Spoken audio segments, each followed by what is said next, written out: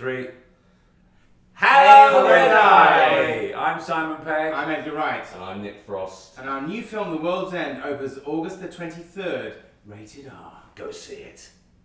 How much do you expect people to want to create their own version of the Golden Mile? Well, I think quite a few people have, although I think we make it pretty, like, somebody said, do you feel responsible for, like, the amount of pub crawls being planned right now? And I said, I think we make it pretty clear in the movie what usually happens during a pub crawl is that if you were doing a pub crawl, you were basically kind of say, we're on a mission to get completely obliterated. It's kind of what the movie's about, is that, like, in doing, like a quest like this, if there's that, you know, somebody like Gary King's character who's kind of almost like the party monster, you know, there's that march or die approach of like, we are gonna, he says a line in the movie that's in the trailer where he says, we're gonna get to the world's end if it kills us.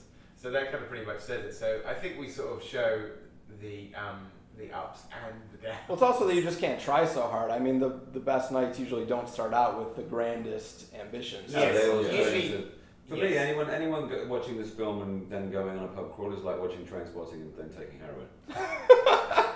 That's a it good did point. make it look pretty sexy. I was thinking, I'd like to be as thin as Ewan McGregor. Maybe that's the way to do it. I don't do heroin, kids, please. If you guys could be in your early 20s again, what would be the first thing you did? Try and get off with Joanne Dixon again. Hello, Joanne. Nothing. I think I'd just be... Go back to Spike Island? No. I mean, it was good. Do you mean be back in the 90s or be physically young? Or knowing what we've... Physically. It would be now, but you'd just be 21 again. Oh, and Oh. just make a mental note Wow. saying, do not need to eat as much Chinese. And So I'm not married? No. Well, I mean, I think I'd probably turn into Illinois' premier pussy hound. So you'd be living here now. That's awesome. He's coming here And today. Pork Swordsman. Yeah. I think, yeah. I like that you would specifically come to Illinois today. Well, the question was faced here, so I thought I'd just pop up here. We'd love to have you. That'd be great. If we all turned 21, like right now, the first thing we'd do is blow off this interview. And be out of here. Okay, no I'd be offense hitting on taken. this girl right here. What we probably do is like sort of, you know, steal like sort of your best friend's dad's Ferrari. Oh, I see what I just you're can't think saying. of anything worse. I fucking hate to be that age again. Why don't I you would absolutely fucking hate it. take Mia Sara to the Sears Tower? What if you didn't know... Mia Sara, come on, man. Who's Mia Sara? What if you didn't The know lady anything from apart Ferris from this Bueller. point? Oh, right. You know, it's fresh, it's all fresh, you don't have any... Well, I think we got robbed of a bacchanalian youth because of AIDS. I know that's not over yet, but it's certainly... Well, we did. It was like the year we became 16, so we couldn't really have sex like our parents did in the 60s. So, although there still isn't a cure for AIDS, I don't know. I love that this. I think I just like to say, for the record, that this film is a comedy that comes out. And I know we've so far covered heroin and AIDS, and I'm sorry. Pussy hound. I'd also like to say that Mia Sara from Ferris Bueller's Day Off, it goes to the same gym as me in LA, and I saw her and I was like, oh my god, she hasn't aged at all, and I was like, oh my god, it's Mia Sara from You're Ferris hitting Bueller's on Day her Off. over the fucking internet. Yeah. No, You Mia hope Sara. that she sees that and thinks, oh, he's a nice young man. Hello. Well, did you I guys? tried to get laid twice in this interview, so I know, Joanne listen, Dixon and I'm Mia sorry. Sara. Well, you guys did a lot of work with the actors who played younger versions of your characters. Did you ever have any surreal moments where it was like, wow, I'm interacting with this person Well, with this- the younger version of When me? when Tom slept with my wife, Yeah. that was weird. Well, I brought him back to my house just to sort of like, we had a day at home together, so we could, you know, get to know each other and talk to each other about stuff. And then one of his sort of things was that he, you know, I went upstairs with my wife Maureen. And, but I got to hang out with his girlfriend, which was fun, although we didn't have much in common. She was 17. Who cares? But tell them about the height thing. That's interesting. Oh yeah, I had to wear lifts in the film because Tom is like about 1.5 inches taller than me. So because there was a point in the movie where we had to stand face to face, I had to, for most of the entire film, I had to have a slight lift in my shoe so that I would be elevated to the right height accordingly.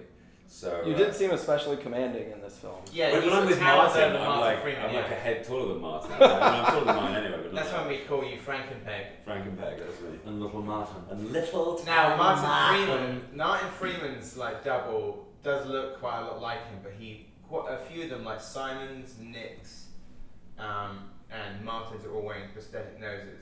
I sort of inspired by I'd seen an early cut of the film Looper, and that gave me the sort of confidence of thinking, oh, I think we can do this with prosthetics. This is really cool. Do it with the nose. But then Martin Freeman like saw his double and said, and when he realised, he said, wait, you wearing a fake nose? And then he got all like, he got all extreme. Is my nose that big? I mean, I don't look like fucking Cyrano de Bergerac, do I? So like Martin had like an issue with the size of his doubles. When they are face to face in the making of, it's pretty amazing. but It's ever so slightly bigger. It's slightly It is bigger. slightly bigger. It's like Martin had a nose job in later life. Yeah. But we had to get Martin's double to wear the Hobbit feet, so Sure. What was you guys had all this fighting stuff as you guys were talking about? What was something that surprised yourself about what you were able to deliver as a fighter? Well, the great challenge of the movie was, you know, each fight was tailored specifically to us, to do ourselves, you know, because, you know, what often happens in movies is that the choreography will be taken away by the stunt performers and they'll do the fight, which means that the fight's very impressive, but they lose all the character because they're just doing the stunts and they're not acting.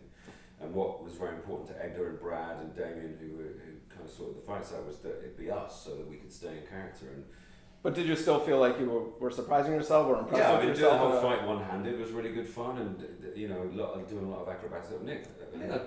you know, the filming is the easy bit in a way because you train so hard for it, and I think I trained to be a dancer for 7.5 months before we shot this film. So, in terms of, you know, learning choreography and just the general fitness to fight for 12 hours a day, essentially for 10 days at a time, I was kind of good at it, you know, and I kickboxed for 4 years. So in terms of fighting, you know, I was good to go, you know. So I think just the ability. Some of the fights later on, you know, we had to improvise tiny little bits, as you know, to get from one section to another, and just the ability to talk to Brad and Edgar and work out, well, this guy's coming here, and you're going to do this Right. and that. And, you Well, know. speaking of your dancing, I was wondering if you had any interest in showing off some of those moves. None.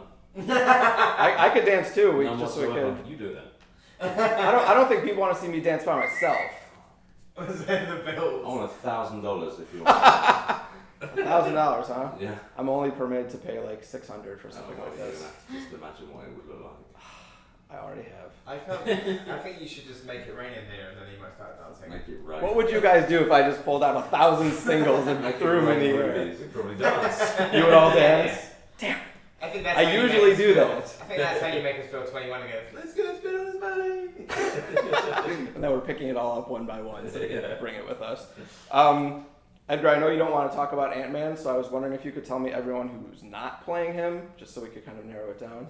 Oh, people not playing him include Tom Grace. Kevin James. Ryan Reynolds. What did you say, Topher Grace? Topher Grace. He's not playing. I think Roseanne Barr is not playing the part. The cast who of else Game is- of Thrones. None of the cast of Game of Thrones. Oh, well, that's quite expansive. It though. is actually. That's too many You people. want to rule people out. Let's rule out also Sean Bean.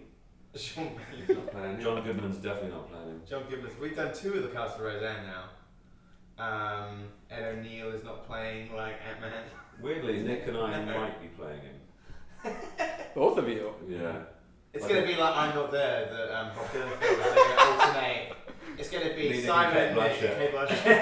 It'll be like a Chinese New Year's dragon. So like I'll be the thorax, Simon will be the abdomen, and Kate will be the head. And she'll be doing the big ant eyes with her hands. Which he's very good at.